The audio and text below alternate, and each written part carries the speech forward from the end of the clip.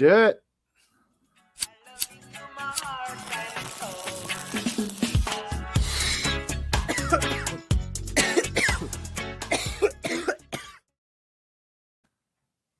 Hey, good morning. Happy Sunday, everyone.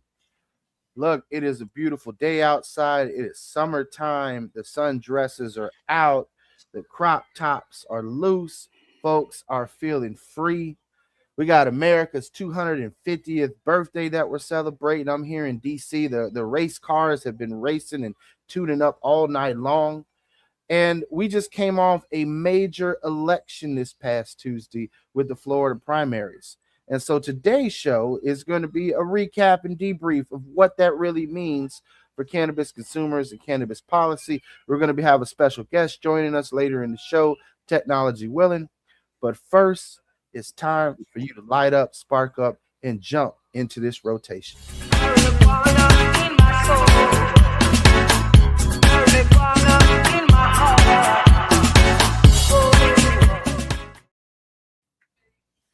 So I'm your executive director of the Suncoast chapter for the National Organization for the Reform of Marijuana Laws, Suncoast Normal, Christopher Kano. And of course, we have our political director coming to us, Gary J. Stein, Master of Public Health. Gary, how are we doing this morning? We're doing just fine. I was just testing out this new product I picked up somewhere in Michigan. This is a 15-gram jar of rosin with an O I got for $26. Nice. Wow, those Michigan prices are something else. Well, we could have this here if we could do it right. That is the problem right now. You have to have the right people in place right now. I mean, that is the issue. Carlos, you and I and Chris have been here since the very beginning. And it was the Republicans that actually got this whole thing started. If it wasn't for Matt Gaetz, believe it or not, we would never have had SB, what was it, 2008, that originally got us the Compassionate Use Act that started this whole program in the very beginning. Indeed. It was former Congressman Gaetz when he was a state legislator in Florida. Is there any way that I could play the devil's advocate here? Oh, go ahead, Carlos. You are the devil's advocate. Okay. I think that's exactly what fucked up the industry in Florida. I think that law is exactly what fucked everything up. It made it so that we could keep the business closed. It made it so that we couldn't grow at home. It made it so that licenses were hard to come by. And it made it so that the top cannabis dispensaries that now have an oligarchy on the state could get a head start. All right. So I don't know. How do you guys want to prove me wrong? Well, I Carlos, that's kind of a great segue. And for folks who don't know, that's Carlos Hermida, our deputy director and master of business administration. Thank you. He's also the proprietor of Chillum Hemp and Mushroom Dispensary in Ybor City, which was where, of course, prohibition started over the Victor Licata murder cases. And Carlos, you bring up a great point as to closed market versus open market. Big cannabis companies benefiting over small mom and pop businesses. And that kind of segues into our special guest today, who actually worked on the Amendment 3 campaign, who has been a mover and shaker in local politics in the Bay Area for some time. The executive director of the Tampa Bay Young Republicans, Jake Hoffman. Jake, welcome to the rotation, brother. Thanks for having me, guys. I'm just always excited when I get to come do an interview where I can hang out and not put a suit on and everything. And that yes. Always makes it a fun conversation. It's more real, how my normal day to day is. Well, Jake, this show is a pretty free format type of flow. We just talk a lot of shit, tell the truth. Pisses a lot of people off on all sides of the aisle. I'm great at that. I have managed to pit, especially I love doing these types of conversations around the marijuana issue in general, because it made so many people mad. But the left, the right was mad at me. The left was mad at me. People in the industry are mad at me. People in our industry are happy. It's just one of those things that when you get out there and you put yourself out there, you just make everybody mad. At some point, everyone gets a little bit mad.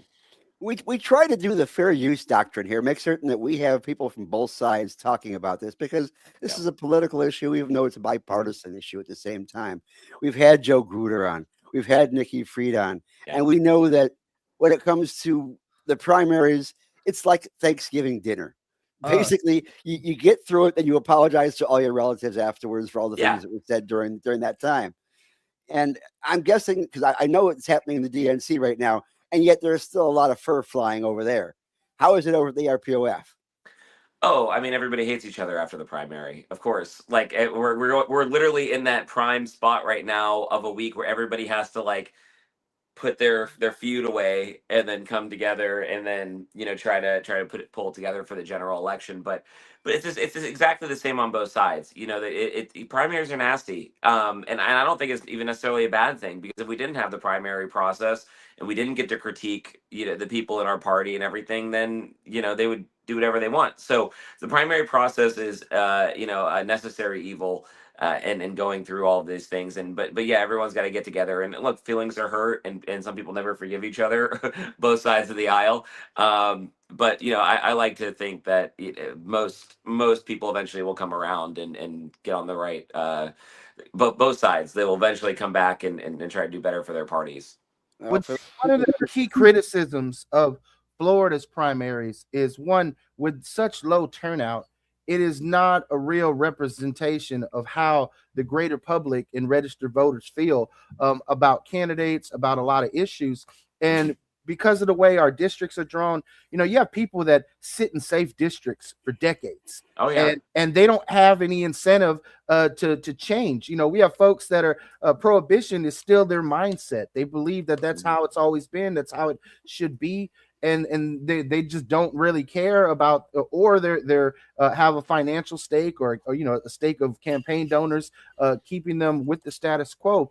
And so I just wanted to get your critique, because I know you bring a younger perspective than the old guard, as to, is our primary process right in the state? Because I've seen, one thing I had to do to grow up was get the hell out of Florida. And having been in the DC area, and working in Maryland for the past 7 years, I saw that there's other ways to do things. I see they have ranked choice voting. I see some states have open primaries.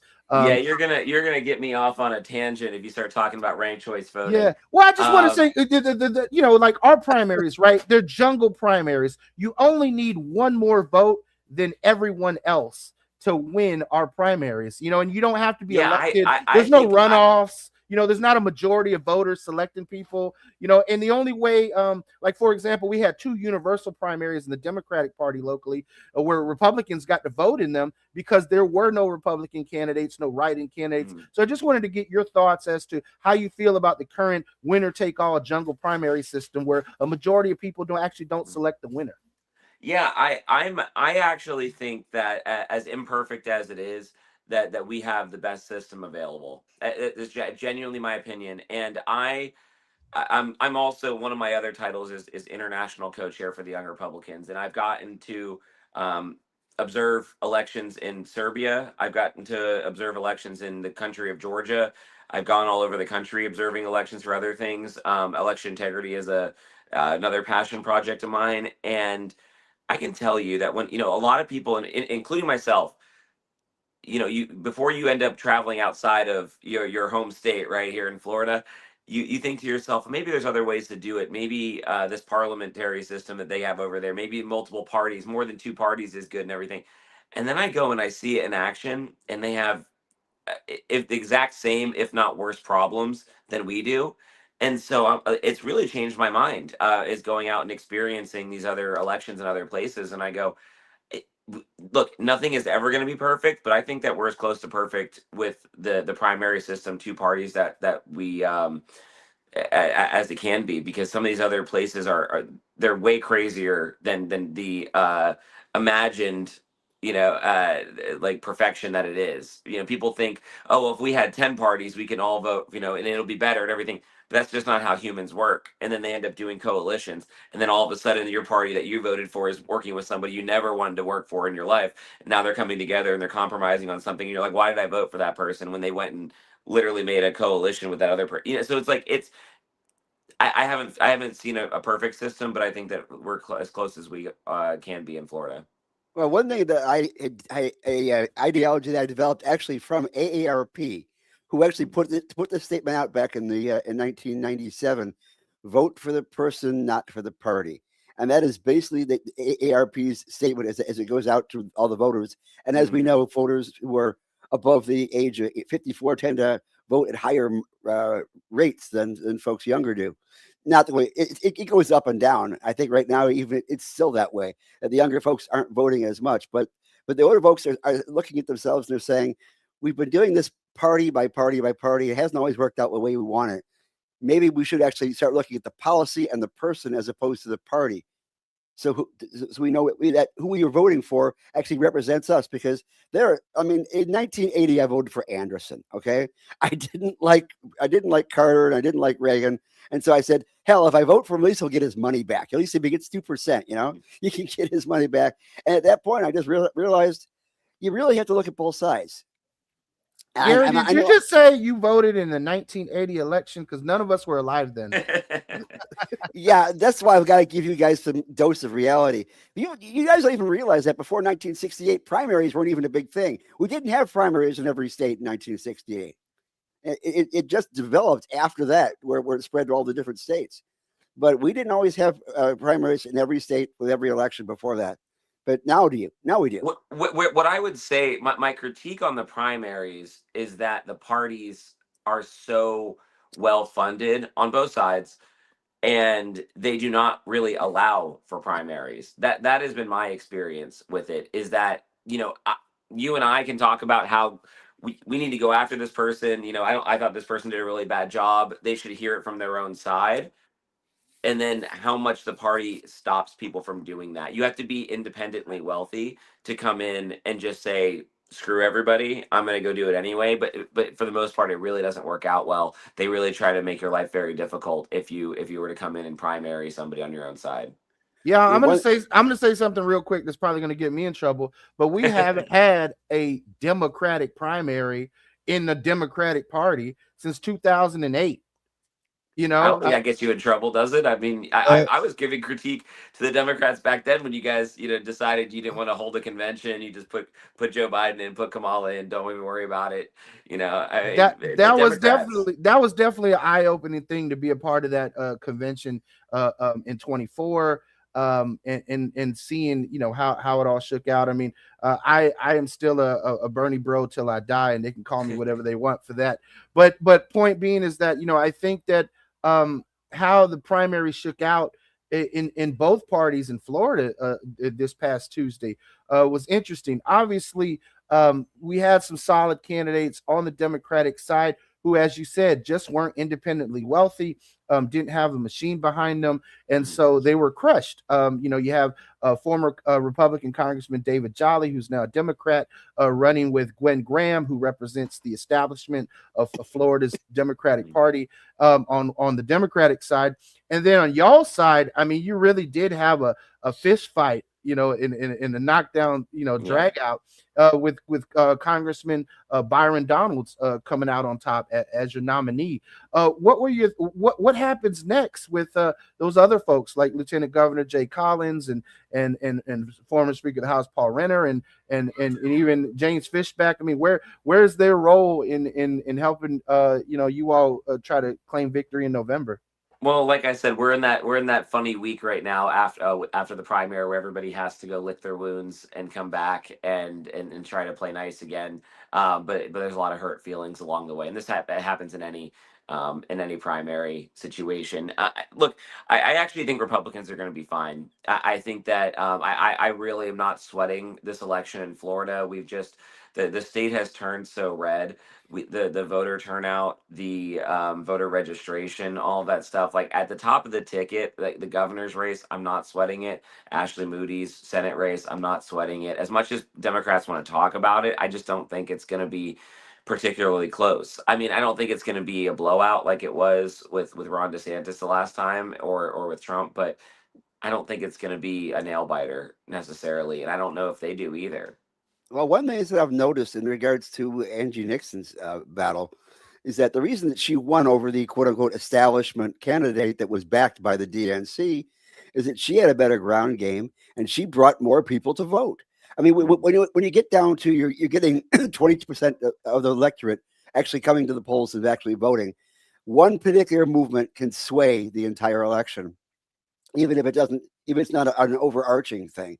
And I'm assuming it's the same thing that happens over in the RPOF too. Yeah, I mean, it helps when it helps when your opponent is a terrible candidate too. Like I think that everybody was looking at Vindman like this guy is awful, his wife is awful. Like everybody, like there was all these things that like they did wrong throughout that campaign. On top of Angie Nixon bringing some energy, Well, I think what happened was he had bad consultants. What it they comes all down do. to at They all times, do. By the way, everybody's got a bad consultant. There's very few good consultants in the world. exactly, and the good ones are not cheap.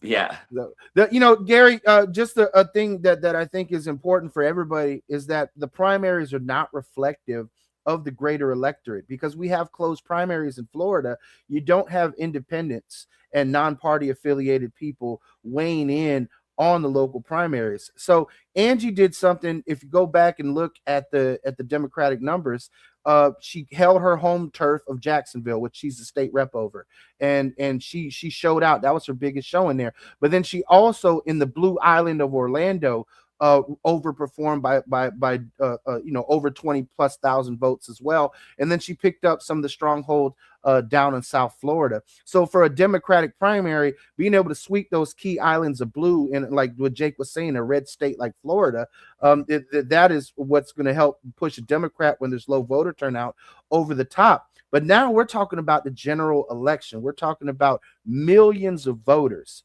that are going to go out and cast their ballots this November from every spectrum. And as Jake said, the Republicans in Florida have the advantage in Democrat and Republican voter registrations. Now, are independents people who don't care enough? I mean, about the political system, people who are apathetic, are they going to come out and vote? Well, one key thing that's missing from the ballot this year is the legalization of marijuana. Jake, you worked on Amendment 3 last year. I mean, last election cycle. yeah. What do you think that's going to do? Every time we've seen weed on the ballot, we've seen records amount of turnout to where the amendment vote gets more than whoever's running for governor or senator. Yeah, and it was in the floor too, by the way. it's one of those things where everybody has an opinion about it, right? It's the same thing when we decided in the state house a couple of years ago that we were going to try to change the state bird. It's like everybody can have an opinion. They either like a pelican or they like flamingos or anything. Like they don't need to overthink how they feel about it. Weeds the same way, right? I'm like, I like it, I don't like it, I want it, I don't want it. Like, it's not complicated. People understand it, and so because people understand it, they do show up and vote about it. I think that Republicans, Democrats, Independents all smoke weed across the aisle. With at the same levels.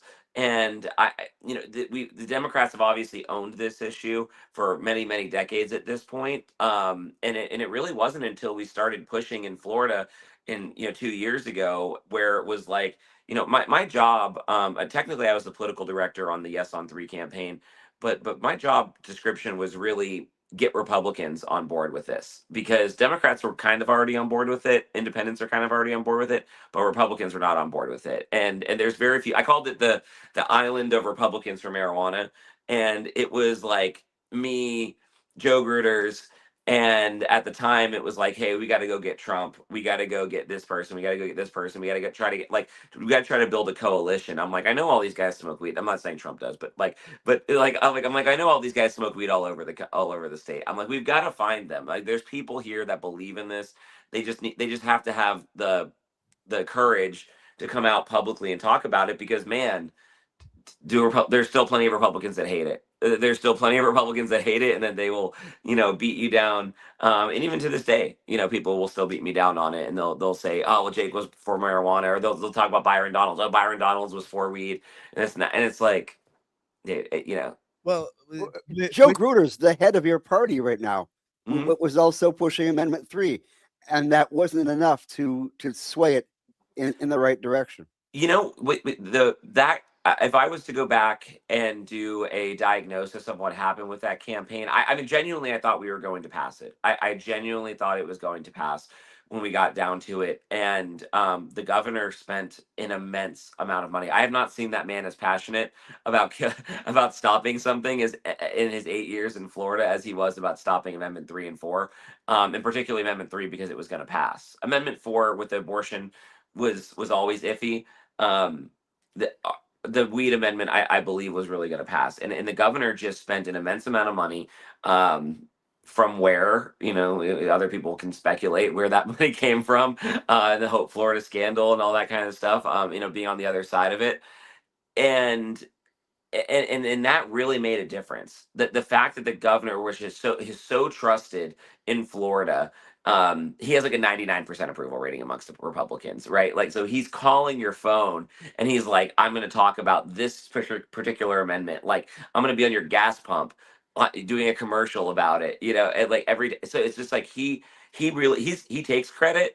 I give him credit. He killed that amendment. He really did. And then there was so much misinformation, I believe, and we can have all kinds of debates about what was being said during that campaign, but there was so much misinformation about it's a giant monopoly, it's going to go to the big corporations, all that stuff, where that's really what drove even people who are pro marijuana to vote against it as well. And that's where we lost a lot of it, was the hemp side and the people who were anti True Leaf, essentially. So how do you conflate that the governor who gave us whole flower when it was still being blocked in the legislature is the same guy who killed recreational cannabis?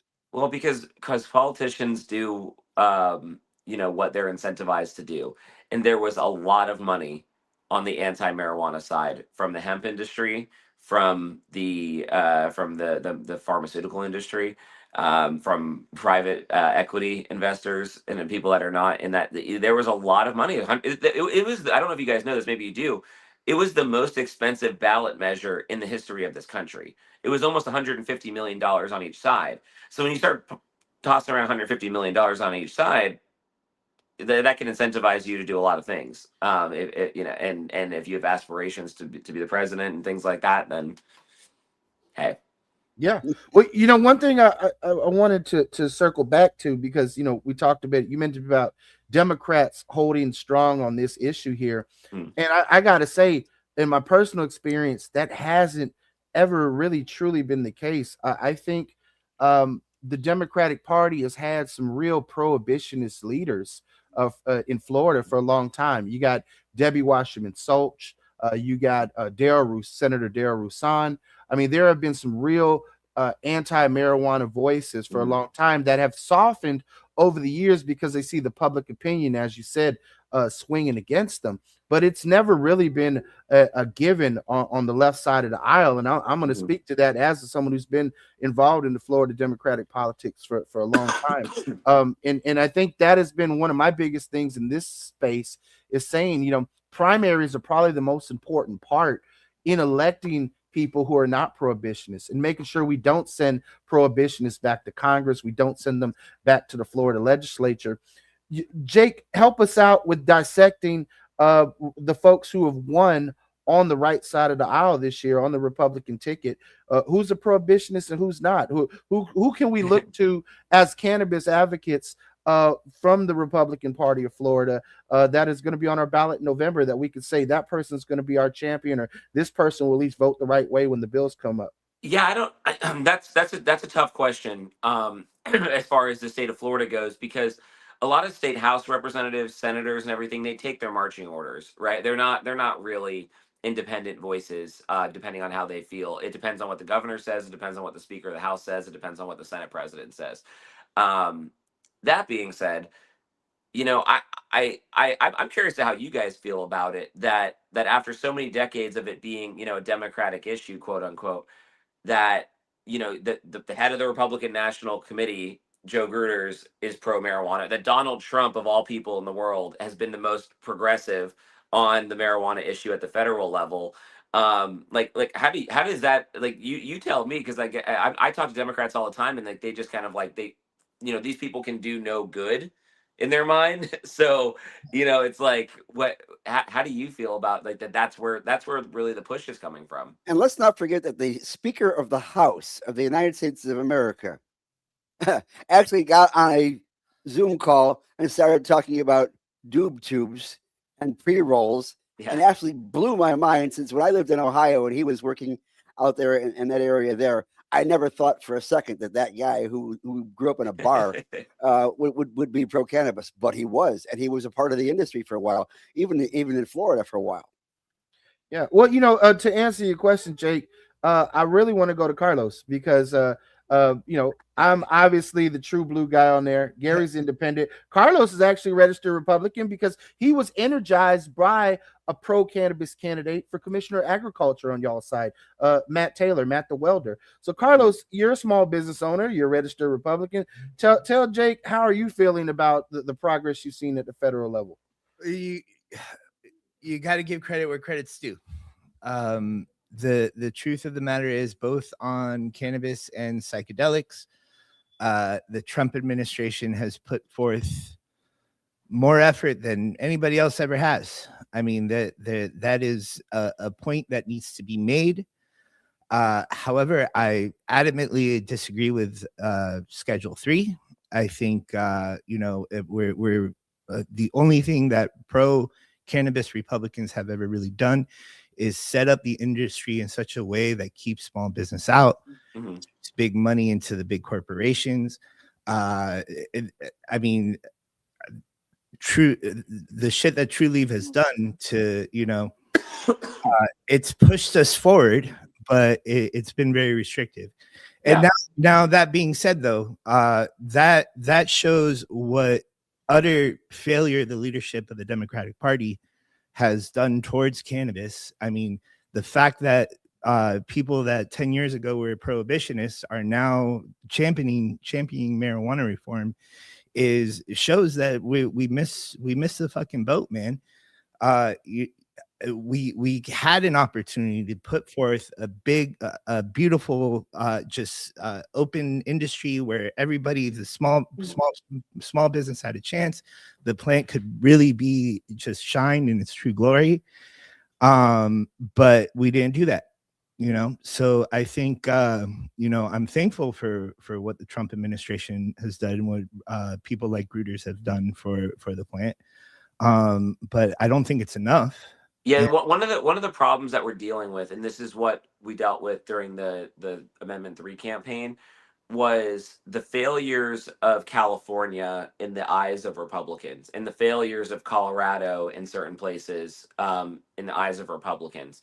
And so when you've got California and I don't know if you guys have been to LA recently or anything, right? Like, obviously they've got the tent cities, they've got like this, in a Republican's eyes, it's like the right, the shining example of how to ruin a state, right? The high taxes, all, there's high crime, homelessness, all this other stuff, and people have been able to tie that to marijuana completely unfairly, right? Like that, but that is what they're doing. They're saying, well, the reason why everybody's in the streets is because of the marijuana. It's like, not the meth, not the, not that, it's the marijuana, right? Like that started them there, and that's why California looks like it does.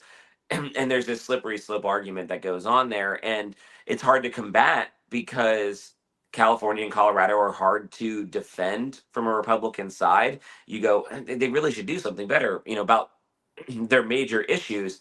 But people are blaming marijuana; they just tie it all together, and so that's one of the problems that we deal with trying to push things forward.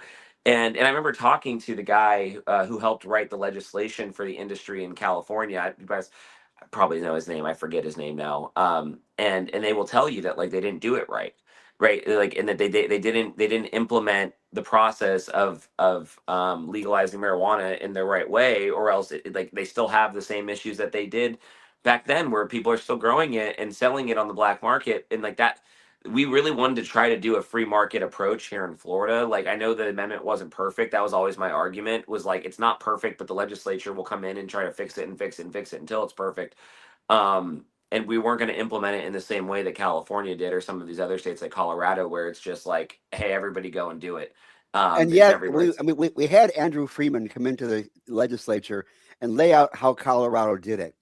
And in that aspect, Florida's Republican folks who were in charge at the time actually took a lot of tips from the Colorado program, as to how to do it, including vertical integration, which I was against from the start. because I knew what it was going to lead to, and that being folks like Trulieve having 65% of the business here in Florida, Mhm. and the small guys like Carlos who just wanted to get a weed shop from being in the industry. And yet the chance to go ahead and get a thriving hemp industry business is also getting ready to be taken away from Carlos as well. And yet he's still just trying to do the same thing he was always trying to do, and that is start a mom and pop business, or at least a pop business.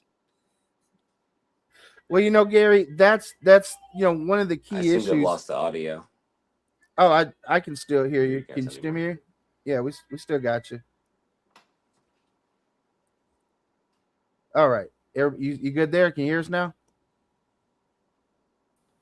Everybody, nobody hear me? I Now stopped we can hear. paying Now we attention. can hear you again. Now Okay. it was off the rails. What happened?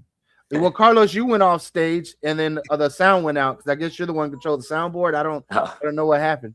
So I blame myself. no, it's okay. No, and the point that came up, I saw Dr. Barry Gordon had chimed in on the comments around the messaging and around that same thing. But Amendment 3's messaging in Florida did have, as Jake, as you said, some weaknesses. I mean, we had a debate on this show between hemp industry advocates and even me arguing. I was arguing for Amendment 3 because I said, okay, look, yes, there is going to be some preferential treatment to the folks in the existing industry, that it is naturally slated to the people already set up. I mean, people will got to do startup cost and build customer base and build trust in their brand.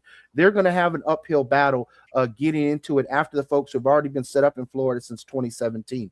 However, it stops people from going to jail. It stops people who have less than an ounce, but more than 20 grams, of getting slapped with a felony charge, of losing their civil rights, losing their Second Amendment rights, losing their right to vote, losing their jobs. I thought, okay, for all its imperfectness, Amendment 3 was progress.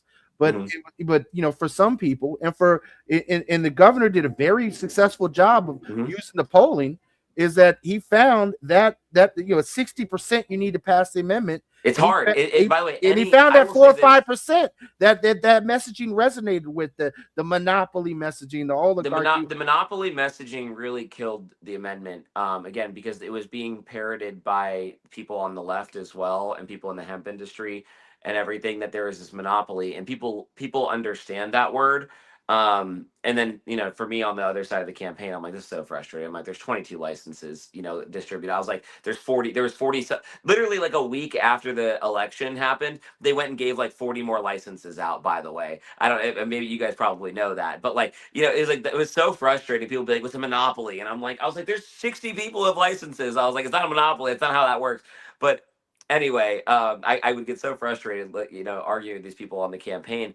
But it worked, and the message penetrated. And one of the things that I will say is that 65% is very, very hard to get to. It doesn't even matter what, to build consensus like that on anything is difficult. It doesn't even matter the issue, let alone $150 million poured in on the other side, anti-messaging, 150 on the pro messaging. People just tend to vote no on things and go like, I don't even get it anymore. Like, and they're just done with it. But the monopoly messaging really penetrated it. Well, to the point you made earlier, and we talked about how Alex Vinderman, got beat by double digits in the primary because he didn't put out a field game. Why in the world was there not a more robust field game for Amendment 3 with $150 million? I mean, they could have hired, because I recall working on Amendment 2 as an organizer. I recall working 7 counties to collect petitions, being on the ground, grinding, working 16-hour days. I mean, with that amount of money, you could have hired a field team to work and get apathetic voters. We could have overcame the coalition the governor built to defeat it. And that was the other thing too. You don't need a majority to win in Florida. I wasn't in charge of everything, like I was. I wish there's a lot of messaging. Like, I run a digital media company, in my real life, right? And I one of the things I wish I had the opportunity to go back and be the one that does the commercials and the messaging and all that stuff. But again, there's a lot of cooks in the kitchen, and on such a big campaign, and I gave them my opinions, and every once in a while they'd listen to me. But you can only do so much sometimes when everybody's got different ideas of how the messaging needs to get run on where money needs to get spent on a campaign, like you said, the grassroots side of it. I wish we had a shot at it in this election. I have not been involved at all in the ballot collection of what they tried to do this last time with getting this on the ballot for 2026. So I have no idea really what happened there, but I can tell you that the state of Florida really didn't want them on the ballot this year, and they really didn't want to go find the money again to fight it, and so they figured out how to get rid of all of the signatures in the court. Well, it'll be interesting to see if they can bring it back for the 2028 election. I mean, that's going to be a unique one should it make the ballot, because it's going to be an open seat for the presidency.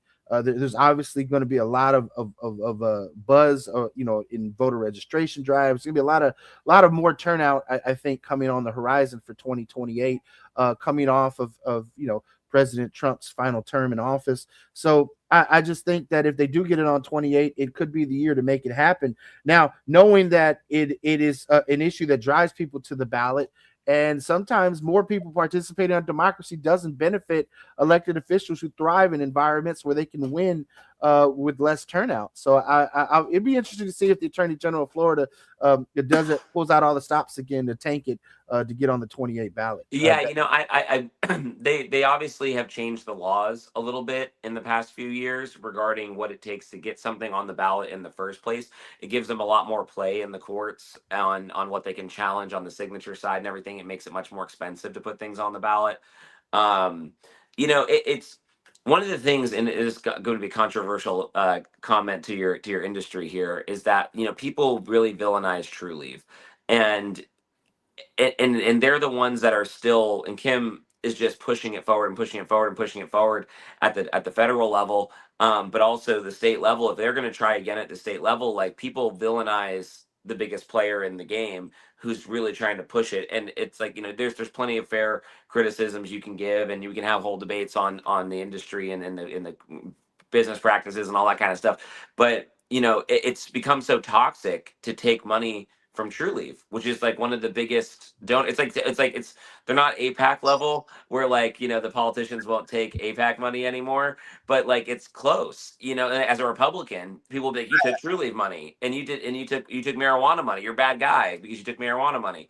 And so it makes it very tough at the state level to get things done. As much as I want to point fingers at True Leave, I really do. I'm one of those people that just hates True Leave, Jake. Yeah. But I'm work for them. That's fine. No, and Yeah. And all that being said, I think you're absolutely right. But I also feel that, like, it's more general than I don't think it's specific to True Leave. I think given Angie Nixon, I think we're tired of corporations getting involved in our business. And maybe that's not the Republican stance, but I think that's starting to become the general population. But the problem that we're having. So in November, we're all going to vote on our property tax, the new Amendment 3. I get to keep my Yes on 3 shirts. To raise our property tax. Yeah, you guys got a chance to rewrite your ballot initiative. Ours got put into the trash can. Yeah. But I'm talking about this Amendment 3 in 2026 here, where we actually get to try to advocate for taxpayers to get their homestead from $50,000 to $250,000, where it's actually going to save everybody a couple $1,000s in their pocket. There's no money. Carlos, to the point, like, there's no corporate interest that wants to come in with $150 million to advocate for this issue. And so it's really unfortunate, because if you don't have a corporate interest, and this is politics, like, I just, like, I hate that it's like this. I wish people would come in and advocate, but there's money on the other side.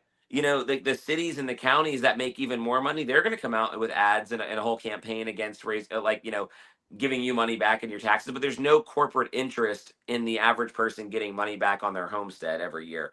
And so there's this necessary evil of, like, somebody has to have an interest in funding these things.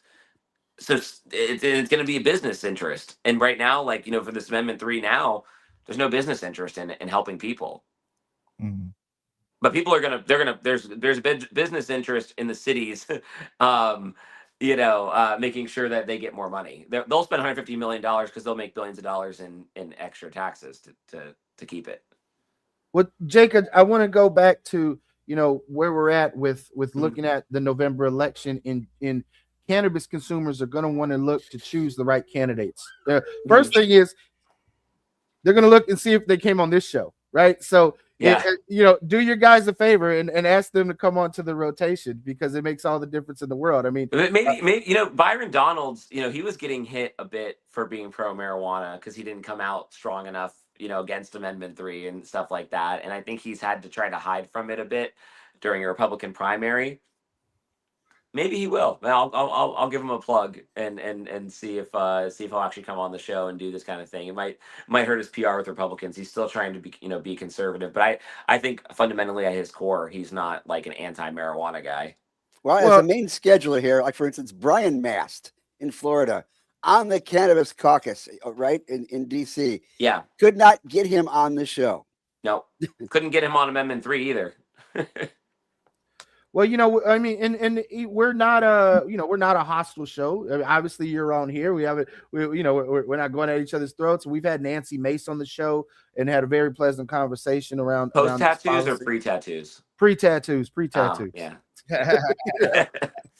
Look, I am very happy about those tattoos. She's a good looking lady, man. Carlos is attracted to women with tats, so there we go. I like myself an arm tattoo, an arm sleeve too. So I understand Carlos.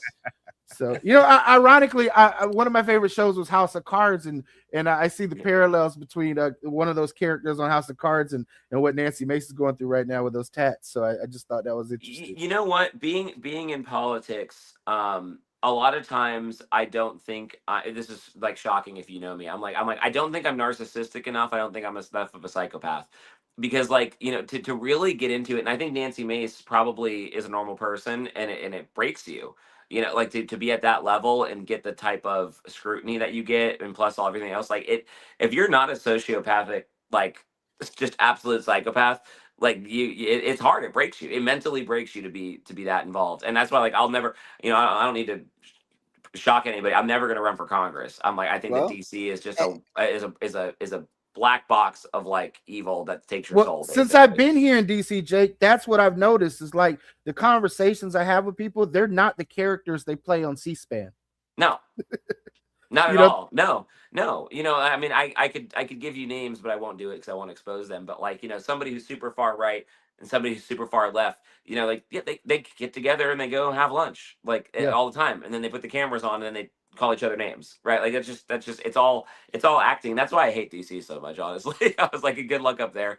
It's acting. It's bad acting.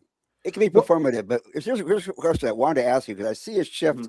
Mm-hmm. I know definitely in the Democratic Party where a lot of the younger folks are getting elected, and the old guard and the incumbents are starting to lose. Mm-hmm. And are you seeing that in the Republican Party as well? Is there a shift by the general public to saying we've had enough of the status quo? I mean, all this cat and dog stuff and all the cultural issues being thrown at us and the misogyny and the anti-Semitism and all the other kind of things that are negative politicking are still being thrown around, and they're saying we've had enough. Why can't we get some kind of positive campaign going? And you see a shift? I don't know if I do, because Donald Trump was the shift, and for many, many, many years we had these very stiff Republicans. I say if nothing else, I applaud Donald Trump for giving people with a background, a checkered past, let's call it, the ability to go and run for office. I think it gave the ability for normal people to run for office, right? If you were somebody who had, gotten arrested, like Byron Donalds, right? You got arrested for smoking, for having possession of marijuana when you're 18 years old or something like that. In the Conservative Party, for most of my life, that's a deal breaker. It's over. I can't believe you ever did that, right? You need to be a choir boy. You need to be in church every Sunday. And if you do not and if you step out of that line, that's what gets you in trouble. And I think to Donald Trump's credit, he really came in and just broke it open. Broke the whole thing open. Was hey, I'm Donald Trump, and I have all of this stuff going on, and all of you guys can follow me in. And some people will say that's terrible, but I actually look at it very positively because it allows people who are normal to come into politics. And as far as does that change? But he's 80 something years old, right? So it's not young people we don't have oh, we elected, AOC and she's getting in and she's going to go change everything. Like we don't really have somebody young. I mean, like I love Anna Paulina Luna. I think she might be our president one day. I've been saying that recently and scaring people. But like we do have some great young people who have gotten themselves in, but I don't know if it's been this cultural shift yet, as to like to fully like.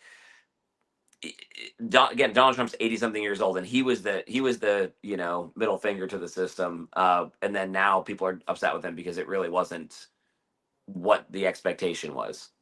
Yeah, and to your point, Byron Donalds, you can get in trouble in college for slinging Nick sacks. Carlos, you got popped so many times in college for smoking weed. We should have you run for mayor one day of Tampa, brother. Yeah, I could even maybe even get some felonies under my belt. And Yeah. It doesn't take much. I have one under my belt. Nigga, you got dismissed because if I'm gonna become president, I should start grabbing girls by the pussy. I'm not suggesting that, but what I'm saying is that you can have a little bit.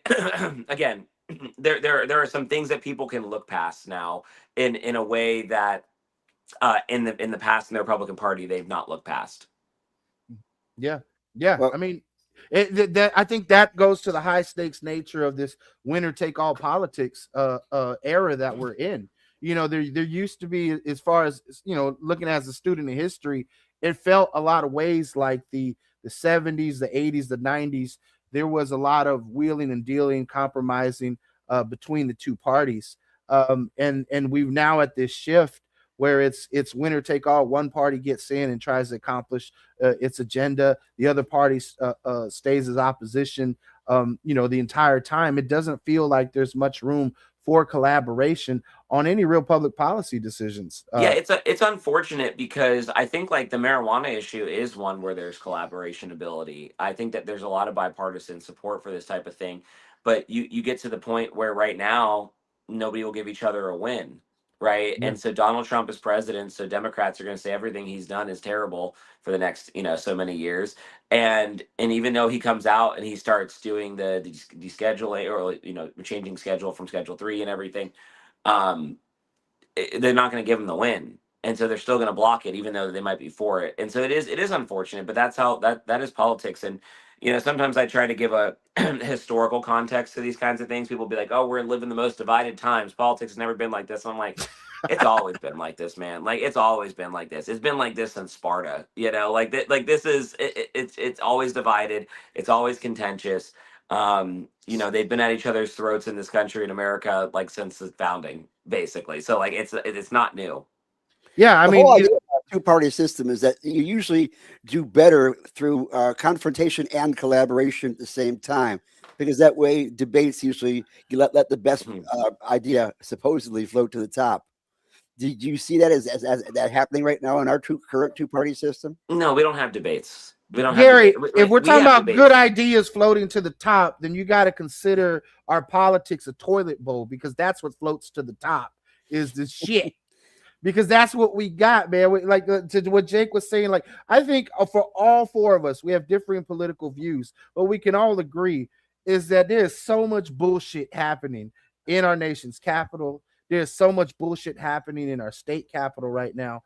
And Jake, again, even if we look at and toss DC in the trash, like, hey, there's not any progress. That's how I feel. In the next couple years in DC, and probably not the next 4, and probably not the next 10. But if we look to our local governments and our state governments, right?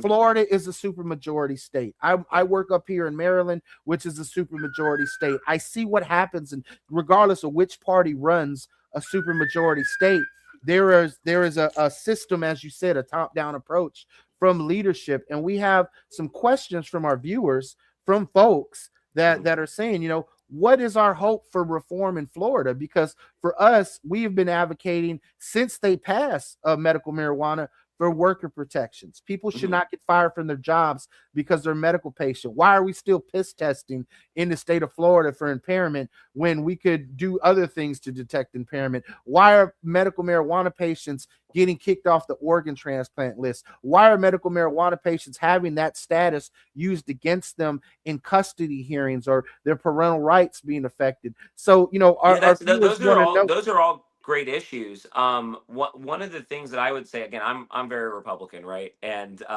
so I look at Florida and I go, it's a great state to get things done. What are you talking about, right? Like I'm like they're doing a great job at the state house. But no, one of the things that I would say is that one good thing about having a supermajority in these states is that if you have a good idea and you generally can build consensus with some of the key people and actually advocate, like I've gotten like one or two bills passed a year for the last like 5 years. And that's gone from everything from our ban on weather modification, to some work on some election integrity stuff. Like I've tried to work on some like EMTs. I have some crypto bills I'm going to work on this year, like on civil forfeiture and everything. Like there's real things that can get done if you advocate the right way for them. Not everything, right? Like if you come in and you're like, I want to bring abortion back to, back to birth or something, like the state house is going to look at you and go, no, right? Well, But as far as like the things that you're talking about here with, hey, medical patients are having this issue, that's the kind of thing I'd say, hey, Chris, send that to me and let's talk to somebody about it. Like maybe we can We actually have get written something those done. bills and brought them to Tallahassee for several years now. Yeah. And we always get at least one person to file them, usually on the Mhm. Democratic side, and they never get out of the first Well, that's committee. that's your problem right there. You stated the problem in the sentence, right? You got a Democrat to file it, and so you have to understand how to work the system. You need to be able to get a Republican on board and a supermajority Republican state to try to get that bill passed. I And go so to what? both sides. I start out with Danny Perez, who usually rebuffs me, and then I Mhm. go on down the line and talk to various Republicans about sponsoring the bill too. And I get some interesting ideas about how he's going to think about it and move on, and possibly we could have this Mhm. conversation at another so time, that kind of here, situation. here we And go, yet, Gary. eventually, it's a Democrat who does it. Yeah. Okay, so here we go, Gary. We've got an insider on the show right now. How Yeah. can we get more Republicans to pick up our bills? Yeah. Should I stop coloring my hair blue when I go to Tallahassee, or Yeah, it's a good Oh no, I idea. think It's a good idea. You honestly get automatically ignored as if you walk in with blue hair. Sorry, it just I don't have the hair to color it blue. I figured. Yeah. but Carlos asked is a very important question. That was what I was going to ask you as Yeah. well. If Well, we Jake, want Jake, I think that's the point, right? I've seen that up here. But Whenever Republicans want to get something done in Maryland, they're going to find a Democratic co-sponsor, a chief lead sponsor, and they'll Yeah. sign on as like a co-sponsor. So, look, man, if there's anything that you could do to help us advance our cause for medical marijuana patients in Florida, we're more than welcome to support and help. Because the fact is that it doesn't matter what people's party affiliations are; they're still losing their kids, they're still losing their jobs, their health is still deteriorating in a Yeah. state where Republicans and Democrats have both said this should be legal. And so legalizing it in 2017 for medical was not enough for most people. Home grow still escapes us because for many people, they don't have the luxury to pay the amount of money that we see on the market rates in the Mhm. medical market, or even to, for some people who are limited on income, to pay for a $200 or $300 doctor recommendation. Yeah. So, these are the issues that cannabis consumers are advocating for. And we catch flack on this show oftentimes for feeling like, oh, we got too many Democrats coming on. But as Gary said, and you kind of touched on it, for some folks on the Republican side in Florida, this still feels like a toxic issue or They an won't issue touch that they is won't shunned. touch it. I'm one of the few people, and I get myself in trouble all the time, right? Like I'll come over and I'll do a show, I'll talk about weed, I'll talk about strippers, I'll talk about vaping, I'll talk about like, whatever it is that people don't want to touch with a 10-foot pole, like I'll go talk about it because like what are we going to do? We're just going to ignore it and pretend this stuff doesn't exist. And then like, I go to a Republican, I'm not going to call anybody out, right? But like, it's like no matter what Republican meeting I go to, half of them are high, right? Like, so it's like, I'm like, you're doing, I was like, you do edibles before the meeting, like, what am I supposed to do? We pretend like it doesn't exist. But it is still taboo to talk about, and people don't want to people are very, very risk adverse. I think that's the big difference between me and a lot of people is that I'm an entrepreneur. I am like the most risk heavy person you'll meet. Like I do, I'm a risky person. And so like I will take on these conversations and I'll put my face to it. And I was like, and when it was funny when I started with the Amendment 3 campaign, I was like, I don't want to be the face of marijuana for like, like the whole state. And then like very quickly, I was like doing interviews everywhere and I was like the face of Republican marijuana. I was doing Joe Gruder. We got Joe Gruder's on. He was like, he became the face and everything, but I like, and then Trump's kind of owned it a bit, but like I was like, I mean, I'm gonna be the face of marijuana now for the whole state. And I was like, I don't even smoke. Like that I think that's something that like people need to probably know about me. Like I don't even smoke weed. Like I really don't. I just believe you should be able to. I'm very libertarian in that sense. But I advocate for what I believe in. We have had people we could talk to. I mean, even Spencer Rocha was able to have good conversations with. Jeff Brandes constantly had good. I helped write an amendment with him that got angry at dispensaries that didn't cultivate 1 year after they got their license, that kind of thing. Now, here's the question: now that the primaries are over, and this is important, who can a person vote for on the Republican side that will further the agenda and be positive for cannabis at this point in time? I like to hope that Byron Donalds is going to be positive towards this issue. Maybe not during the campaign. He probably is being told right now by his consultants, like, do not talk about weed, during the, during the, like you got in trouble for selling it, don't let him bring it up. Like, I'm sure that they're kind of like, by the way, he's actually like, so ready to take on every single question between now and November. I've never seen a politician as locked in as Byron Donalds is right now. Like we had him at the Tampa Bay Young Republicans a couple weeks ago, and they just like they were nasty to him. Like I mean, like it was like not a friendly crowd. It was a hostile crowd. Really? And he Oh, and he Fishburne took it crowd, all. huh? He took it all and just in stride, calm, cool, collected, man. Like I don't think people realize how locked in he is to be the governor. So I think he's going to be positive for this industry. I don't know if he'll talk about it before he gets in, but I think he's going to be positive. You know, I'm trying to think if there's anybody. We still have a generational divide in Tallahassee, and I remember I'll never forget because I actually talked to. I think Jeff Brandes was the one that said this. I remember growing up when I was in college and talking to Jeff Brandes about some of this stuff, and I said, "There's a generational divide between young Republicans and the old Republicans," and he was like, "There's a generational divide between me and the guy next to me," and because he's probably in his 50s or so, and like the guy next to him is in his 80s, right? So we sometimes and that really changed my perspective on things. Like I used to look at it as being a leader in the young Republicans is like there's all these old Republicans, but there's like even older Republicans, and like they're even older than them too, and like you've got like octogenarian people who are still in office and they feel differently than the guy that's 60 or 70 even. Well, we do have a generational divide on prohibition. We have a generational divide around a lot of issues, especially when it comes to affordability and cost. The economy is not the same economy it was back in the day. I mean, after pretty much all the economic decisions we've seen in the 80s, there is less wealth for the bottom 60% of Americans. And that doesn't sit well with a lot of people, and it's being reflected in their votes. People are shocked that they saw Angie Nixon win, but Angie spoke to issues that we didn't see other candidates even speak on at all. And I think that's going to be a key issue. And one of the things we see here from the listeners on the show, some of them don't like the candidates that you're championing, Jake, but they do want to hear folks talk about the issues. They want to hear Byron Donalds talk about criminal justice reform. They want to hear the Attorney General of Florida talk about these issues. They want to hear the CFO talk about what we can do with these issues. And so it's being a total prohibitionist, it moving forward is going to be a precarious political choice for a lot of folks, regardless of what side of the aisle that they line up on. Yeah, I agree. I think that people need to come over on the Republican side to at least be. And I think that a lot of them have taken this stance now, which is basically, we have medical, go get a medical card. It's basically legal. Like nobody, their attitude, by the way, and I know it's not 100%, but their attitude is nobody gets arrested for it anymore.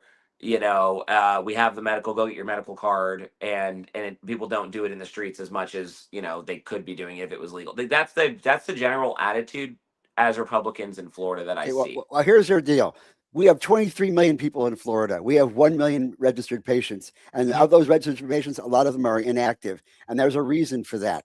So if you want to go after the other 22 million, I think as an independent voter, I need to have more than just a trust that when they get into office, they're going to do more than what they say they were going to do during the campaign. So if you want our votes, we're going to have to hear it during the campaign that Yeah, you are in I favor of don't this. see, it's just one of those things where it's not an issue in 2026 right now on the Republican side, for sure. Like, they're not talking about it. They're not they're almost like we had that fight in 2024 in Florida, and now we're done. Like, the fight's over for now. And that's and also you're seeing what's happening at the federal level, right? And a lot of the effort and push is on the rescheduling side of things. um, and there's not really a lot of opposition to that on the Republican side. You have a very well funded Sam, and these guys that are like at the federal level that are opposing it, but the real opposition doesn't exist for Well, the may I say, rescheduling side. I'm not a fan of Kevin Sabet. I'll just put it out right there. Uh, I've locked horns with him several times, including that time he left that bag of actual gummies at a debate once that he brought as a prop. But but beyond that, we really want to hear about candidates that I don't think everybody is a one issue voter, Mhm. but in a lot of cases, if it's in the mix, it'll sway their vote toward when they're undecided. And I'm sure there's going to be a lot of undecideds right now for a lot of reasons. And I Yeah. would hope that the Republican Party would just drop all the heavy cultural issues where we're talking about Islamophobia being a matter as to how you vote, that kind of situation, this Mhm. misogyny, things of that sort. They care about those. That's got to go. That's what It they care doesn't change the cost of gas at That the end of the that day. that's ultimately what they care Yeah, about. it's tough because people often blame your local politician, like the guy running for city council, like he's at fault for the war in Iran, right? Like that's that, and they're unfortunately, it is all a byproduct of how the average person feels about the president at the given time and the price of gas, which again, your city council guy has nothing to do with. But they are the ones that are affected by it, and I see it over and over again. It's just like it's a good cycle, it's a bad cycle. We just had a primary where like 25 to 30% of people vote. And that's 3 out of 4 people are not voting in primaries. They're just like, screw it, right? Like they don't care. Like, I mean, the average American is checked out on a lot of these things. They're like, I'll vote for president every 4 years because I just can't avoid it, and that's it. We were supposed to have Chris come on and start the news now, but I guess since he Yeah, said I'd like to go back to the hemp industry for just a moment, Yeah. because I would like to see more rallying on the Republican side, because it is going back and forth. We actually got the 1 month extension, however far that goes, as far as fixing the anti-hemp bill before it destroys the industry that is going to destroy tens of thousands of businesses in Florida and get rid of hundreds of thousands of employees. I think that we need to have a hemp industry as long as we don't have at least better regulated medical industry that Yeah, allows my some that my were my this was a recreational. talking point, and this is what got us in trouble with the infighting between the hemp versus the marijuana side of things. Is I'm still to this day, I go into a gas station and I go, what is this crap on the this synthetic crap that then gets blamed when there's some, it's wildly off the scales of what's legally permissible in all kinds of chemical contraptions that are going on in there. And then people go to the hospital on some of these synthetics, and then what do? They don't mark down, oh, they smoked Delta 8, they smoked Delta 9, they did this, oh, they got K2. Like, they say, oh, marijuana. And so now it's raising and this is what's happening to the Republican side, is that they're going, look at all the increases in hospital visits based on marijuana usage in California and Colorado and all these other places. And I'm looking at it, I'm like, it's not even marijuana, right? Like, at this point, like, I was like, you're not talking about somebody home growing their or something you buy at a medical dispenser. You're talking about random stuff in the gas station with I mean, how many documentaries need to get made about like these boner pills at the gas stations and I all was these other thinking things that that they put the whippets and this, like, I mean, like, there's crazy stuff sold at gas stations, And then crazy there's things, AOH too. Absolutely. all this stuff, and then but then like marijuana gets blamed for it, right? And then when they go to when somebody goes to the hospital on a whippet, they'll be like, it was the marijuana he also smoked too, and so then it bumps up the stats on the psychosis and all this other stuff. So I think that's the problem the hemp industry needs to solve, is how do you get people to stop selling this stuff in gas stations that's not healthy, not good for you, versus like something that's reasonably within the range of what could be consumed by a human, basically. K2, AOH, these are the products of prohibition. Yeah, Essentially, what it comes down to, yeah, if you don't have a regulated market, but you have a prohibited market, chaos will find a way, and that it may be in the form of K2 or bath salts or any of yeah. these other dangerous synthetics that people are coming up with in their And that bath was always bombs. my argument during the like, I would talk to these Republicans and they'd be like, we don't want marijuana in Florida. I'm like, have you walked in the gas station? I was like, please. I was like, stop in 3 gas stations on your way home and tell me what you see on the shelves. And then people would be like, oh, no, we can't have marijuana on every corner. I'm like, marijuana is on every corner, and it's not marijuana. It's synthetically altered marijuana, because of the prohibitionist mindset that's existed, and it's opened up this entire other industry. And again, those people sometimes get a little bit mad at me for talking about this, because look, I hurts their bottom line if it goes away. That's why they don't like True Leave. That's why they didn't want amendment 3, is because, like, if you're competing with I'm going to keep saying, people are getting mad at me if I say real marijuana, but like, like, if people are competing with naturally grown, just pure marijuana versus something that's synthetically altered, people are going to take the thing that's pure. And so and that's where I'm all sorry, this Jake. infighting I've came been from biting during my like the tongue amendment first. fight, and even I've now. been, I've been waiting for Carlos to talk on Carlos is this. gonna Go kill ahead. me, but it's okay. I've been biting my tongue this whole time, and I have can't hear you. Oh, you can't hear me? Hello? Can you hear me? Carlos, we still can't hear you. What the fuck? Can you hear me now? What's going on? We lost your audio. Gary, I guess just you and I are going to keep carrying. Okay, well, yeah. I mean, Chris is got a hemp establishment, of course, and that is his livelihood. And I'm trying to make certain that industry stays in place until such time that there is an adult use regulated market in the state of Florida. Yeah. I just went ahead back to visit some friends over in Michigan. I also had to go back to check out my synagogue, which had gotten hit by a terrorist back in front of 10 years ago. Yeah, I can hear you now. Okay, so I was. I'll get back to that later. Go ahead, Carlos. I was biting my tongue for this whole time. So we still don't have audio on you, Gary. Can you hear him? I can hear him fine. You can't hear him. How? Maybe on your side. How fucking convenient. I can hear you though. That's weird. All right. No, so first off, yeah, it's weird. I can hear you. I can't hear him.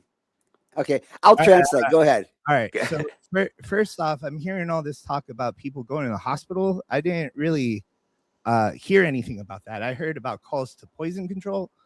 Nothing. He's talking about people going to the hospital and poison control. Hold on 1 second there, Gary, because I got a couple. Oh, sorry. You making me remember the whole speech? All right, fine. Go ahead. So first off, I heard it was calls to poison control. I never heard of anybody getting hurt or hospitalized off of hemp or cannabis for that matter. Second, I don't know why you keep on calling hemp synthetic when Delta 8's naturally occurring in the plant. If you want to call it something, you should be accurate and say that it's converted, not synthetic. Synthetic implies that it's harmful. There's nobody actually getting hurt from hemp. There's nobody getting seizures. Can anybody hear him? Like, can someone in the chat tell me if they can hear him? Yeah, I can hear everyone. Yeah, you can hear him.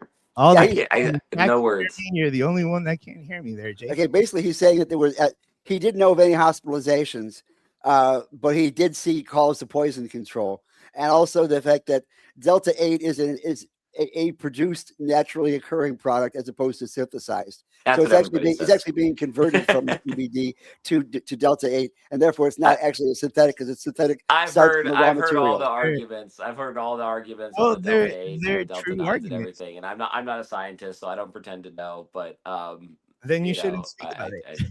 I just know that there's all these other variations of what can get around being called marijuana, right? And that's why it's legal. I think hemp and cannabis can both coexist. I own this hemp store, and I'm not about to start bad mouthing hemp in order to promote Amendment 3. I was all for Amendment 3. They can both coexist, right? We don't have to, hurt the hemp industry. And that's probably why the hemp industry was against Amendment 3, because of people saying all this shit and going after us for it. We're, there's nothing wrong with what we do. And, And basically, Carlos is saying that the hemp industry and the marijuana industry can coexist. There's a big enough sandbox to cover everybody. Like we said, 23 million people in the state of Florida that can legally buy in the state and use the product in the state if we had a full adult use market. But right now we have a hemp market that's being blocked out or trying to get blocked out for those other 22 million people. I think the hemp industry has been thriving, right? Again, like I walk into every gas station in the state, and the hemp industry is just is on every corner. So I look at it like this. I think that what hemp has to deal with is again the bad actors, and you have to figure out how to regulate out these guys that just put crazy stuff on the shelves. And when Nikki Fried was in office, I gave her a 26-page proposal on how to properly test products coming from the manufacturers and not from the retailers. And yet, at that point in time, they were more interested in inspecting retailers and checking to see if their products were bad or not, and then having them red tagged like Carlos had done several times with products that he didn't have the ability to test himself. Yeah, he was blocked off because they were worried about liability. I had a gas station owner tell me one day that was just like, he's like, it's your fault, but like he's like Americans will just take and smoke and do anything that we put on the shelves. It doesn't even matter what it is. They're like if you can consume it, they'll eat it, they'll take it, they'll try it. If we put it on the shelf, like it is the consumer's fault. At the end of the day, like we're putting all this stuff out there, and Americans are like, yes, we'll take it. We'll just take it. You put it on the shelf. It doesn't matter. Again, like these, like the whippets, or what do they call it? Can you hear me now? The galaxy gases and stuff like that. Like, like stick it out there, and like you go literally brain dead in like 3 seconds. And like there's people watch videos of you going brain dead on the floor, and they're like, yeah, I'm gonna do that anyway. I'm gonna go try that too. And it's like that. So it's hard to outregulate, free will, right? Like, people have free will and they want to go do something. And that, again, this is part of my argument for why I'm so pro marijuana is that like it's being done. People are going to find a way. They've found a way for since the beginning of time to do these types of things, and give them something that they can grow in their house, and give them something that they can use that's natural and not have to go get galaxy gas. And there's a there's an anti-drug crusaders that are out there that will tell me that that it's still a what do you call it, gateway drug and all that stuff, and it's like it all starts with marijuana and you end up like this and that. And I was like, it's just never been my experience for like how things go. But there is that side of it still that tries to stop it entirely. You know what's a gateway drug? Voting. Because if you vote, you have to look at the candidates and see who you're going to vote for, and eventually you're going to become politically active or community active. And so therefore, I condemn voting for being a gateway drug because it forces you to do the right thing. You know what? That's how I feel about the Young Republicans. That was my gateway drug. Like I was like not that politically active as a person when I was in college. Political science is one of my degrees, but like I wasn't that politically active. I wasn't one of these guys that were like, out campaigning for people while I was 16 years old or something like that I see out there. And I got involved with the Young Republicans, and I got involved here, and I got involved there, and then one of the fights that we got involved with really early on in my time in the Young Republicans was restoring felons' voting rights here, and that pissed off all the Republicans at the time. They said we're going to ruin the state, all of that kind of stuff. And then like I didn't realize how powerful it was to get involved with groups like that. And then it passed, by the way, which the Republicans can thank me now. They still have not given me an apology, and they've still not written me Well, they any managed to letters fix telling me that so it didn't work too. what's that. They managed to fix that by through rules that kind of made it not work as well as it should, with the way Well, that they have to pay back and everything. well, it's still much better now. Like you can actually get your voting rights restored after felony now. And but again, Republicans thought it was going to ruin the state. It's the same. It's the exact same argument that I was hearing during the Amendment 3 fight, where they would tell me, well, it's going to ruin the state. It's all going to be blue. All the liberals are going to come. They're all going to smoke all the weed, and all the felons are going to get out and everything. And nobody has apologized to me still, by the way, for any of this stuff. And all of the returning felons, over 70% are Republican. And so all of these felons that are coming back to vote in Florida are Republican. And I've had the chair of the party tell me this. I've had people that give me the stats, like, and nobody's thanked me. Nobody's thanked me for my fight on making the state more red, and more on this Republican advantage that we have. And everybody was like, oh, the whole world's gonna get ruined if the felons get to vote. And you know what? Turns out they vote Republican. So it's just been it's the same thing with the marijuana, right? I've been hearing the same arguments about how it's going to ruin the state, and all the liberals are going to come, and then the world's going to end. Well, I'm quasi libertarian, I guess, kind of, unless it comes to Augustus. What's his name? Your old buddy. Oh. I like the guy with the boot on his head. Vermin, but but the primaries are over. We're heading towards the general. And I want to know, because I've had the hell of a time getting a fair balance of GOP and Democratic people to come on the show. Mm-hmm. Can I rely on you to help me get some GOPs on there? Matt Taylor, what could I say? Maybe you could have gotten to be in if you would come on our show. It worked for several other people. Yeah, I don't know if Matt Taylor was going to get the 50-point bump that he needed from the show, but but there are like who is it, or where is it that you're looking to? It's just statewide, the Republicans. At all levels of government, we're talking about local, state, and federal. Yes. Yeah, like I said, I'll have to go back to my Rolodex of the island of Republicans for marijuana. It's a small list. It's like a 1-page Excel sheet of people who want to actually come out and talk about it. It's not in public. In public. In private, everyone will tell you it's fine. In private, that's one of the most frustrating things about this, is that privately, every Republican I talk to tells me it's fine. It's not a big deal. People give me fist bumps on the way out and say, "Yeah, I'm with you on it. Yeah, I agree with you."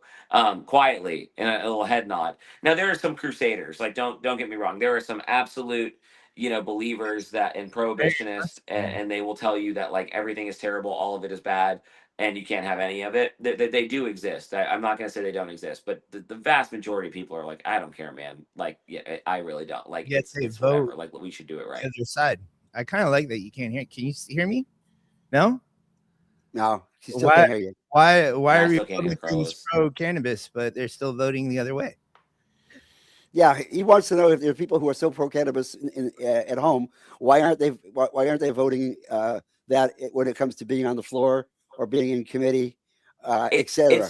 It's taboo. It's again, as somebody who went through it for like 8 months, you can get attacked really, really badly from the right. You can get flanked from the right politically.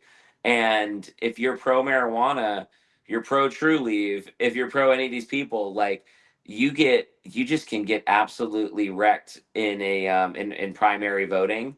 And everybody cares about being reelected. And it's really, really, really easy as a Republican to be on the side of no marijuana. Nobody will criticize you. You will not get criticized. You guys would criticize them, but on the right, nobody can criticize you. If you are pro marijuana on the right, you can take criticism all day, and people are just not ready to defend themselves. They don't know the issue that well. How I learned a lot on the issue when I was working on the Amendment 3 campaign, more than I felt pretty knowledgeable about it, but I learned even more during that time.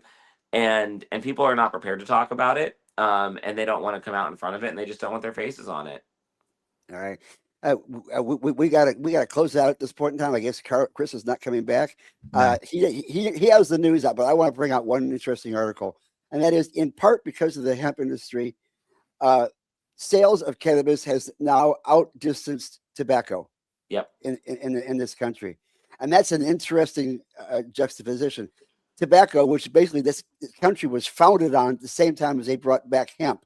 For those of you who are into history, obviously tobacco industry took over, and now it's shrunk to the point, and cannabis has grown to the point where they're on even footing and even going farther. And yet the cannabis industry has its own lobbying. The tobacco industry has their lobbying. The alcohol industry has their lobbying, and they're still fighting amongst each other. And of course, and the alcohol lobby is getting more activated because they see their sales down for the first time, like in the world. Like they've never seen their sales drop to the level that they have over the past few years. And people are not drinking anymore, and the new generation's not drinking as much anymore. They're not going out to bars. They're not spending money. It's too expensive. You feel like crap. I have a whole theory that alcohol makes you feel terrible because of like the grains that we're using. Like I don't eat bread here from America. Like at this point I import all my pasta from Italy, and I just like I think that all of it goes into the alcohol, and people feel terrible, and it's the same kind of thing, and that's why they get headaches in the morning, and the hangovers are worse, and all that. And so people are looking for alternatives to that. I think that I've done this experiment before in my life. If you stand in a gas station for an hour, you will watch people buy more blunts than you do watch them buy alcohol out of the fridge. So it's been like that for a long time, and like I remember doing this like 15 years ago, 17 years ago, and I was like, more people smoke weed than you have any idea. Like whatever the numbers say, it's more. Whatever the number, like whatever the estimates are, it's more. People think that drinking's so prevalent, but again, I'm telling you, go walk into a Circle K and go stand there for an hour and watch how many people buy blunts. Well, in my neighborhood in Hernando County, people are buying rolls of cans of chewing tobacco and cans of snooze, but that's just a different neighborhood. But if people want to get involved in the Young Republicans, how can they get a hold of them?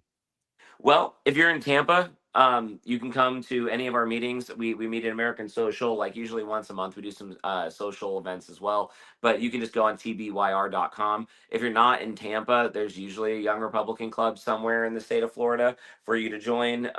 So you can go to the Florida Young Republicans website. They'll tell you where to go as far as if you're in whatever city you're in. And then, contact me if you have anybody who wants to get involved with anything that I'm up to. Because again, marijuana, like I got, I pick up and put down different projects based on my attention span. And so like, 2 years ago, it was this marijuana fight, and I got very passionate about Amendment 3 and passing Amendment 3 and the marijuana issue. Last year it was the weather modification. I'm like very passionate about the weather modification.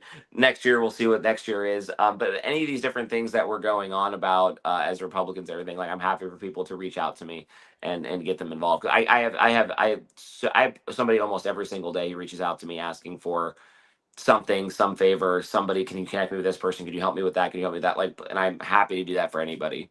Well, it's good to see you in the center of that Venn diagram. Yeah. is being part of both. Carlos, do you have one more question for Jake? No, I'm good. Still can't hear him. You have to repeat it. He says he loves you too. I try not to attack everybody's industry that I come in, when I come do these kind of podcasts. I don't want to attack Carlos's business. I don't want to attack like all the smoke shops and everything like that. I like everybody. But I have to speak some truth to I am definitely under the I do opinion like Carlos as well. I like you too, Jake, and I'm definitely under the opinion that you weren't attacking my business. You were attacking hemp sold at gas stations. He absolves you. Yeah. Okay. Thank you. Thank you. And I guess we lost Chris somewhere along the way. All right. Well, guys, Carlos, tell people how they can join Suncoast Normal and help us in our fight. Oh man, there's so many ways that you can help us. First off, you can where is it? Geez, it's like, I'm so glad you're the engineer. Okay, so first off, you could share, like, and subscribe this whole podcast. And I will tell you, I'll tell Chris, I am happy to come back anytime, talk about any issue, talk about this issue. I'll try to come up with a list of Republicans that may You, be supportive of you you know, guys here in Florida. Harry, But I'm happy to come back anytime. that's interesting. He said that because I just got a text message from Steve Edmonds saying that he wants to debate him. I don't know if you want to tell him. He's our libertarian. He can't hear me, Gary. You got to repeat what I said. I've gotten less I just did. libertarian as time goes on. Steve Edmonds wants to debate you, and he's our libertarian. That's what he's telling you. What's that? I'm sorry, say it again. Steve Edmonds, who's from Hemp for Water, who has Okay. absolutely fantastic products on how to remediate poisons from our water and from Lake O and things of that sort, would like to go ahead and debate you. Happy to talk. I never shy away from a debate. I'm happy to talk. Friendly, unfriendly, all of it. Like I'm happy to come in and have conversations and try to and try to build consensus on some of this stuff. All right. Great. I'll bring the coffee and donuts. I'm gonna mute his mic now. So well, thank you guys. So to become a member of Suncoast Normal, please go to suncoastnormal.org. Have a good one. Thank you guys. Oh geez. Subscribe to our YouTube at Suncoast Normal on YouTube. We have a new Instagram, Suncoast _normal, and then follow us on Kick. We have a new Kick thing. And I have no idea what Kick is. Kick is like a streaming platform that's like really like, it's actually kind of controversial because they don't censor as much as the other platforms. So some weird shit goes down on in Kick, especially our podcast. So, okay. Dave Marsh put a little comment on there. Yeah. He was angry that I asked him how to join the Young Republicans. It's called being fair. And every person we have on here, we ask them the same question. Any policy is fair when it's properly and equally positioned. And that's what we're doing now. I can appreciate somebody getting upset from that conversation because my blood was starting to boil at the end there. I saw that. You actually got up your chair up for his second, sir. But no, dude, it's like okay. So I just want to point something out here. All right. We asked who were the Republicans to vote for, and he just didn't have an answer. He said maybe Byron will support it. And we have to trust it, but not believe it. It goes to show that the Republicans really aren't going to champion cannabis. And it's a shame because like, honestly, like it seems like a very Republican issue. Like we want small business. We want the freedom to do what you want. We don't want to tell people what to do. We want states to regulate this themselves. Like we want small business to get in and have an opportunity to make more money. It sounds like those are all Republican talking points, but it doesn't seem like there's ever going to be a chance that Republicans will ever champion this issue correctly, where, not Schedule 3, complete legalization, open business, no regulations. I mean, they're going to continue to badmouth cannabis. And this guy, unfortunately, badmouthed cannabis a little bit. I'm sorry to hear that. But, the shit experiment that happened in California, like, dude, that was paradise. That was when people were growing weed in their garage and people were smoking it. And nobody was getting hurt. Nobody, there was nobody going to the hospital for it because it's safe. It's a safe plant, and we shouldn't badmouth it the way that we do. And it's just a shame that it's so political. It's so fucking political. It could be so easy. We could just reach across the aisle, grab these Republicans by the hand and just say, let's do something right for the people for once. It just doesn't happen. And I, for one, would like a Republican like Steve Edmonds. Edmonds, unfortunately, dude isn't a libertarian anymore. He's complete Republican. I don't know what happened. Gary's gone now, but Steve Edmonds is a complete Republican at this point. I would love to see, Steve come on and debate that guy, but apparently Gary's gone. I'm the only one on the podcast now. So I think it's time to end the show because we had a great show today. Sorry for getting upset, I guess. But that being said, love y'all, smoke weed every day.